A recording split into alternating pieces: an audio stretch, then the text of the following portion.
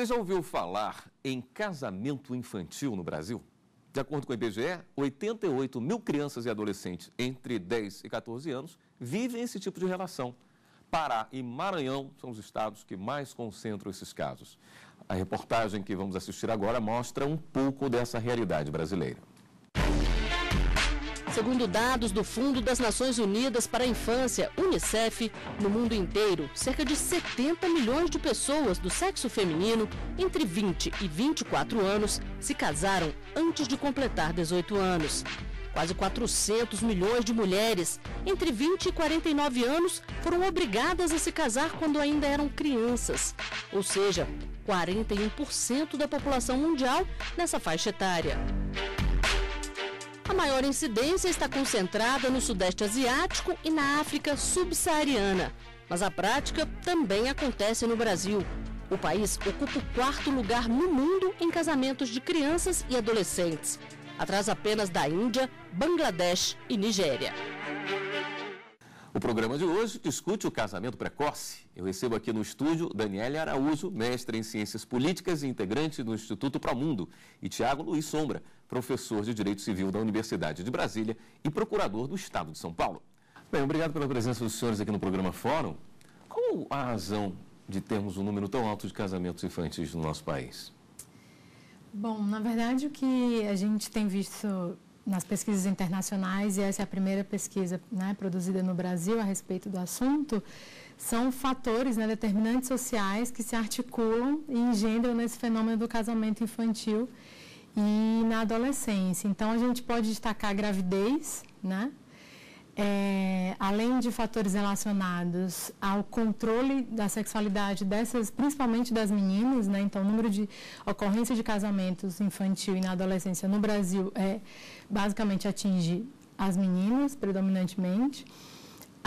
Além da busca por uma independência financeira dessas meninas, né? Elas não veem outras oportunidades, enfim. Elas até desejam, né? Pois é, foi citado ali meninas que foram obrigadas a casar, mas nem sempre acontece dessa forma, né? Pode ser uma opção. É o que a gente chama no Brasil de como casamento consensual, né? Quando a gente fala que é uma opção, na verdade a pesquisa buscou entender em que contexto se dá essa escolha, né? Então, será que de fato é uma escolha? Dentre quais opções, né? Então, essas jovens e essas meninas têm, de fato, oportunidade de escolher outras coisas para a vida, né? De sonhar com outras coisas para além de serem donas de casa, mães, enfim, né? Para além do casamento. Então, a pesquisa apontou que, na verdade, não, né? Então, a possibilidade de escolha dessas meninas é muito limitada, né? Seja por questões financeiras, seja por questões relacionadas a normas sociais. Então, a iniciação sexual dessas meninas é vista pela família, pela comunidade, né, na qual elas vivem, como negativa. Então, se ela iniciou sua vida sexual, ela necessariamente tem que casar. Além da possibilidade desse casamento ser para essa menina um modo de independência em relação à família, né? Então, esses fatores se articulam aí e acabam gerando esses casamentos, né, na infância e na adolescência. Então, a pobreza não explica tudo, né? O que a gente buscou entender um pouco na pesquisa é como questões relacionadas a gênero, né?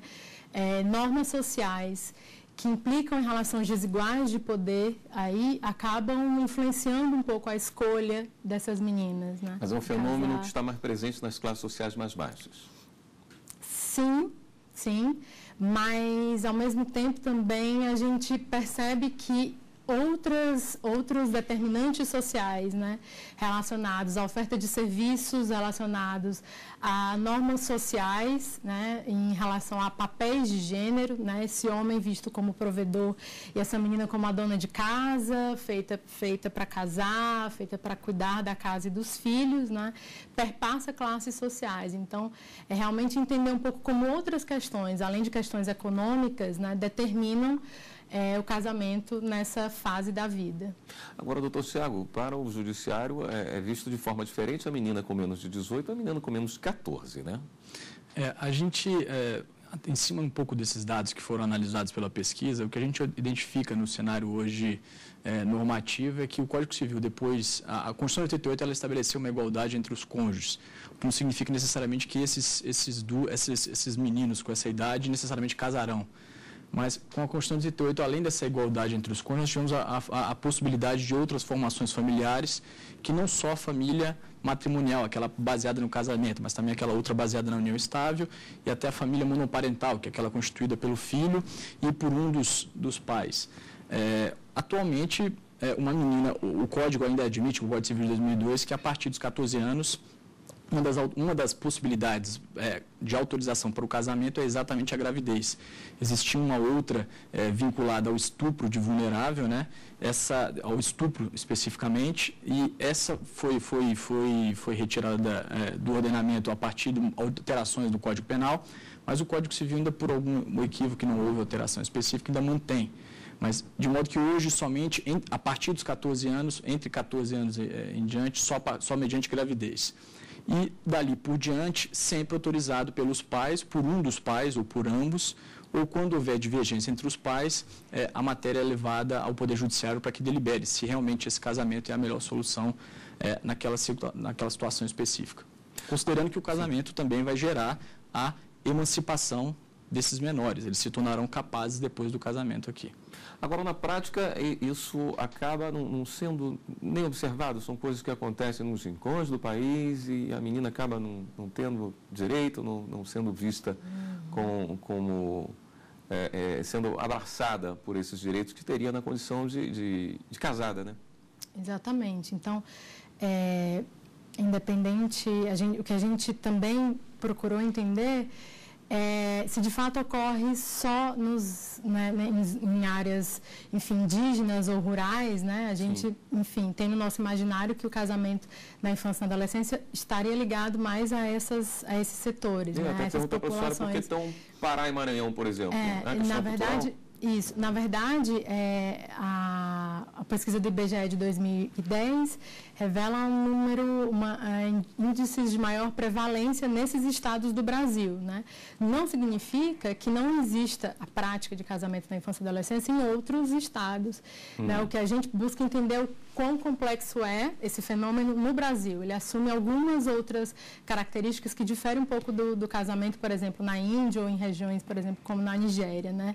O fato de não ter uma ritualística envolvida nesse casamento não significa que outras opressões não existam ali para que essa menina acabe optando ou escolhendo esse casamento com esse homem mais velho. Então, o que a gente entende é que os fatores econômicos são importantes, mas há outros fatores que precisam ser levados em conta, e fatores que estão presentes na cultura brasileira, né, em outras culturas, mas no caso a gente tem visto que no Brasil esses papéis de gênero ainda muito fortes, muito rígidos, influenciam drasticamente nesse fenômeno. Ela fica muito à mercê, né? Ela vai no barco. Exatamente. A senhora está com o livro, essa pesquisa? A pesquisa feita pelo Instituto Promundo, em parceria com a Universidade Federal do Pará, e Plan Maranhão, Plan International, com o financiamento da Fundação Ford. Foi uma pesquisa realizada entre 2013 e finalizada agora em 2015, né, nos estados do Maranhão e do Pará. E é a primeira no Brasil, né, sobre o tema. Apesar da gente ocupar o 4º lugar no mundo em números absolutos de casamento na infância e adolescência, o 3º na América Latina, segundo os dados da própria Unicef, é um tema que não está nas agendas de pesquisa no Brasil e ainda também não é visto pelas políticas públicas como um tema importante a ser tratado, né, a ser colocado na agenda, em termos de elaboração de políticas voltadas para o fortalecimento dos serviços, né, de apoio para essas meninas, fortalecimento do próprio sistema escolar, como é que a escola pode incluir aí a promoção de empoderamento feminino, como é que a escola pode discutir sexualidade de uma maneira saudável, né, instruindo, informando meninas e meninos de uma vivência saudável da sua sexualidade. Então, uma série de fatores, né, que de fato o Brasil precisa olhar, né, precisa olhar para isso como um problema que sim, existe aqui também. Doutor Tiago, deixa eu voltar na possibilidade do casamento. Como é que a gente vê, pela área jurídica, esse casamento? É possível sem a autorização dos pais? Não, e com o menor de 14 anos, como é que ele funciona, já que isso caracterizaria um estupro, mesmo que consensual, não é? Mesmo que consensual, o Superior Tribunal de Justiça tem entendido que é um caso de estupro de vulnerável. Se essa menina vier a ficar grávida com menos de 14 anos, nós vamos ter uma situação absolutamente conflituosa, um pai eventualmente submetido a um tipo de acusação e uma situação ainda mais gravosa diante de todo esse quadro dramático familiar aí, eventualmente até de desproteção dela, porque ele pode estar submetido a uma ação penal e ela efetivamente grávida ou numa situação como adversa. Agora, esse casamento pode ocorrer, mesmo numa situação como essa, só que ele não é mais uma causa de exclusão da punibilidade dele. Não vai ser mais excluída a tipicidade do crime de estupro de vulnerável, ainda que ele seja consensual. Mas há um dado muito importante que a Daniele mencionou, que diz respeito às políticas públicas. A Lei de Planejamento Familiar, por exemplo, o Estatuto da Criança e do Adolescente, políticas de planejamento familiar não atingem geralmente esse espectro, essa faixa etária da população. Para vocês terem uma ideia, por exemplo, a Lei de Planejamento Familiar, ela menciona controles de natalidade, ou que o Estado propiciará o auxílio no controle de natalidade de pessoas capazes com 25 anos ou que tenham mais de 2 filhos. Então, quer dizer, é uma faixa etária que ficaria descoberta aqui. O ECA tem normas principiológicas no seu início tratando especificamente de assistência material, de o poder público fomentar políticas públicas nesse sentido, mas ainda não há efetivamente nada de muito concreto para que possa permitir que essas meninas que eventualmente deixam a escola ou que eventualmente não têm uma formação de uma orientação sexual específica possa acontecer. E o mais grave, na minha opinião, aqui, diz respeito a um fato de que o Código Civil impõe necessariamente, se elas não há uma necessidade que se casem, mas se vierem a se casar, há a imposição de um regime de bens de separação obrigatória. Então, a situação ainda é mais adversa, porque tudo aquilo que esses dois eventualmente adquirirem, fruto desse casamento, não vai se comunicar, os patrimônios não se comunicam. No Código de 1916 ainda era pior, porque quando atingiam a maioridade, sequer poderiam mudar de regime. Em 2002, eles podem mudar para um outro regime de bens, comunhão parcial de bens, comunhão universal. Provocado por uma das partes. Provocado por um consenso entre ambos, mas só depois da maioridade. Então, quer dizer, existe uma série de fatores aqui que eventualmente coloca essa menina, como o dado estatístico acaba mostrando ser a maior vítima aqui, no caso, a mulher, como um fator de desproteção, efetivamente. E o Estado realmente está ao largo dessa discussão. Cada vez mais a faixa etária diminuindo, os pais não tendo nem sempre o pai é presente, o pai, o histórico familiar nem sempre é conhecido, então a gente tem uma situação realmente de um limbo aqui de políticas públicas e de atuação estatal, efetivamente. Tanto no que diz respeito ao planejamento familiar, quanto ao Estatuto da Criança e do Adolescente e quanto a alguns aspectos do Código Civil. Perfeito. Nós vamos para um rápido intervalo, voltamos já com o programa Fórum. O Fórum está de volta e conversa sobre casamento infantil no Brasil. Daniele, nessa pesquisa sobre a qual você falava para a gente, onde o Brasil está em 4º lugar em número de casamentos infantis, trouxe alguma surpresa além dessa 4ª posição? Tem alguns outros fatores, né? Além da questão do controle da sexualidade por parte da família, das limitações, né, em termos de oportunidade de trabalho, de escola. Outros fatores, por exemplo, como o valor que os homens atribuem a casar-se com meninas, né, mulheres mais jovens, né, foi um fator que a gente realmente ficou surpresa com o número de homens que falaram que um dos principais motivos para casar-se com uma menina, né, menina, adolescente, está relacionado ao fato desse corpo jovem ser mais atraente, desse homem se sentir mais viril, e, por um outro lado, desse homem poder exercer mais controle sobre essa menina, né? Então, a gente ouviu muito isso. O título da pesquisa veio muito do que a gente ouviu, foi uma das falas de um dos entrevistados, e ele diz, no final, sintetizando a relação, ela vai no meu barco. Então, é um pouco entender de que forma essa relação desigual de poder, né, onde esse homem tem o controle dos recursos financeiros e econômicos, e essa menina responsável por cuidar da casa e dos filhos, né? Como é que essa relação se dá de maneira que acaba desrespeitando os direitos dessa menina, né? Desrespeitando aquele momento dela em que ela deveria estar vivenciando outras coisas, descobrindo outras coisas, mas ela se encontra nessa relação, né? Que, enfim, acaba gerando consequências negativas, principalmente para ela. Alguns outros fatores, por exemplo, a influência da mídia, né? A influência da religião também foi citado pelas entrevistadas e pelos entrevistados como fatores que influenciam a decisão dessas meninas. Então, alguns estigmas em relação à vivência da sexualidade, né? Se essa menina, enfim, se a comunidade, se a família e se a igreja que ela frequenta sabe, né, que ela já iniciou sua vida sexual, então há uma preocupação dela não ser estigmatizada na sua comunidade. Então, ela tem que se casar. Então, na verdade, esses fatores se articulam, né, de um modo muito complexo no Brasil, né, e acabam acarretando no casamento na infância e na adolescência. Como é que o judiciário pode ajudar a reverter essa situação? A Daniela tocou num ponto que eu acho crucial, que é um momento em que a gente tem uma dissociação muito clara entre a Constituição normativa e a Constituição do dia a dia. Você imagina, a Constituição de 88, ela tentou promover a igualdade entre os cônjuges. A família, não nos falamos mais em família patriarcal, em pátrio poder, não é mais o homem que define o domicílio do casal. As decisões são compartilhadas entre o casal. Mas é nesse momento em que a gente vê uma distância muito grande entre aquilo que normativamente se quis o Constituinte de 88 e aquilo que se acontece na prática. É a Constituição que não chegou nos rincões do Maranhão e nos rincões do Pará, em que o homem ainda se supõe o responsável por carregar a menina no barco e achar que a autonomia dela depende dele. A atuação do judiciário aqui, ela não é tanto no sentido de tentar promover um novo caminho, ou mudar o rumo desse barco. Eu diria que talvez a atuação do judiciário aqui seja muito mais a de tentar, de alguma medida, instigar o poder público em geral, o poder executivo, a fomentar políticas públicas que propiciem uma maior informação dessas meninas, não as retirem por completo das políticas educacionais, das políticas de planejamento familiar que o Estado deve promover de alguma forma e que efetivamente o ECA se faça presente em tutelar situações como essa, né?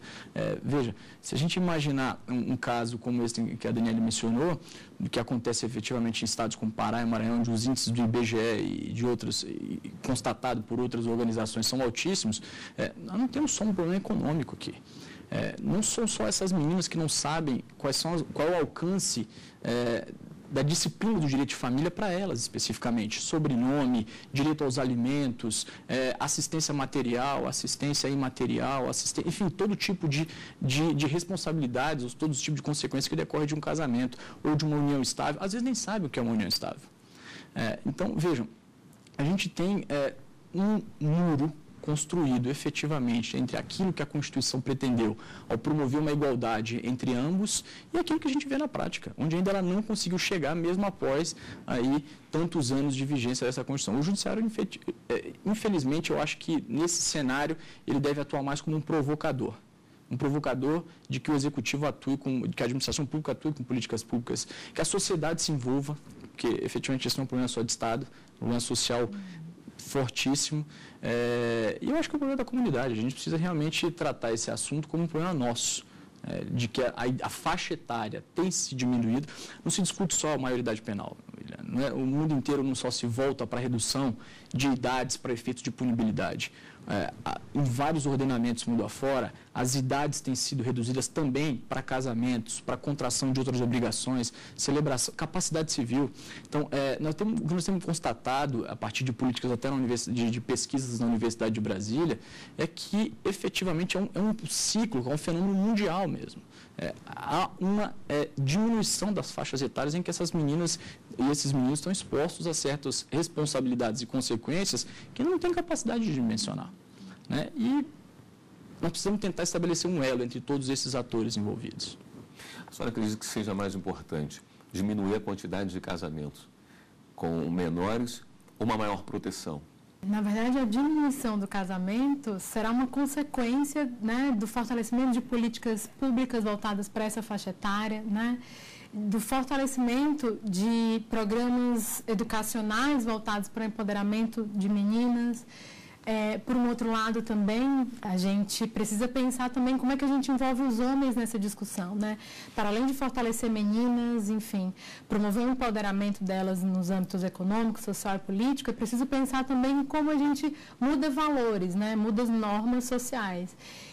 E para isso a gente não vê outra saída que não discutir, enfim, por meio da educação mesmo que se dá essa transformação dessas normas que propiciam esse tipo de fenômeno, né, que acarreta aí, enfim, inúmeros impactos negativos, principalmente para as meninas. Então, a gente pensa que a educação para a sexualidade, a educação voltada para questões relacionadas a gênero e principalmente como é que se sensibiliza homens e meninos para a construção de outras masculinidades, né? Enfim, que não subestime meninas e mulheres, é isso. Então, acho que, na verdade, se a gente investe em políticas sociais, em programas educacionais, a gente vai ter como consequência aí, né, um número menor de casamentos nessa fase da vida. Eu imagino, a gente está falando sempre de meninas menores casadas com homens mais velhos, eu imagino que a situação contrária seja praticamente significante, não tem uma situação, não seja uma situação muito comum, né?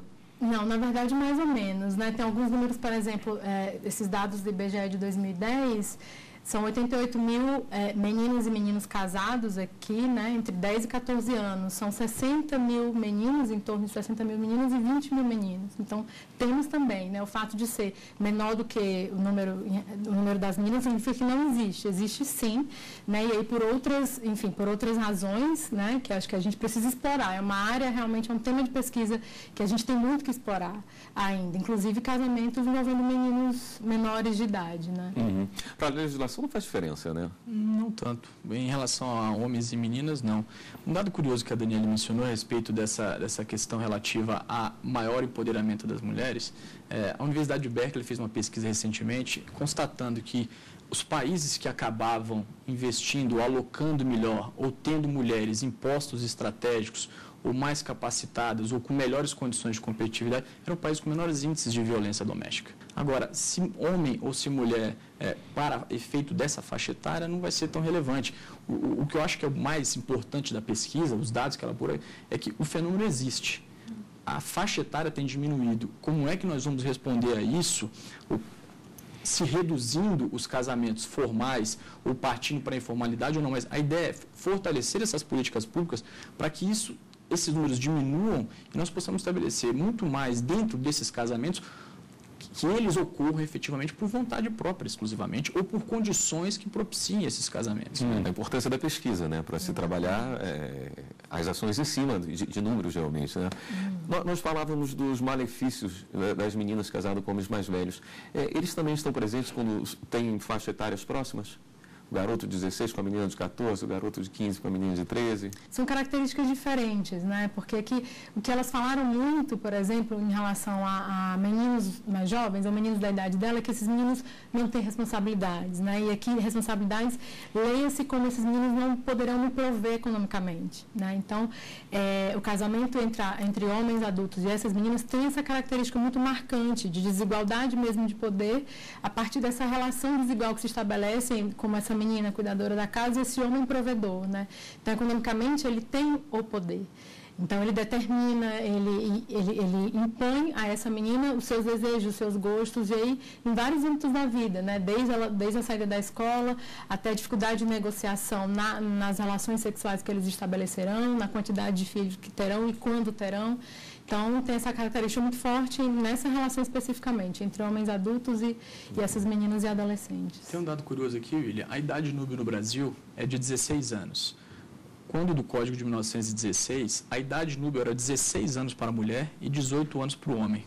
O de 2002 equiparou as duas idades, ou seja, a idade núbil no Brasil em que pode se casar é 16 anos, homens e mulheres. Para as meninas, se abriu a exceção em casos de gravidez com 14 anos completos. Ou seja, o que a gente tem verificado é que não é que não ocorrem essas uniões com homens abaixo de 16 anos, elas ocorrem à margem do ordenamento, à margem de qualquer proteção jurídica, num nível de informalidade que prejudica ambos, no fim das contas. Então, esse é um fenômeno que a gente tem que estar muito atento. A idade núbil ser 16 anos teve a a perspectiva de estabelecer proteção a partir daquela faixa etária. Mas abaixo disso não significa que esses casamentos ou que essas uniões, essas uniões informais, elas não aconteçam. Muito bem, eu gostaria de agradecer imensamente a presença dos senhores aqui na TV Justiça. E o fórum de hoje vai ficando por aqui. Nós conversamos sobre casamento infantil no Brasil. Quem nos ajudou na discussão foi Daniele Araújo, mestre em Ciências Políticas e integrante do Instituto Para o Mundo, e Tiago Luiz Sombra, professor de Direito Civil da Universidade de Brasília e procurador do Estado de São Paulo.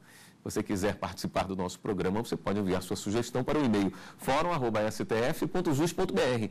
E você também pode rever esta e outras entrevistas no site, é só acessar tvjustiça.jus.br. Até o próximo programa.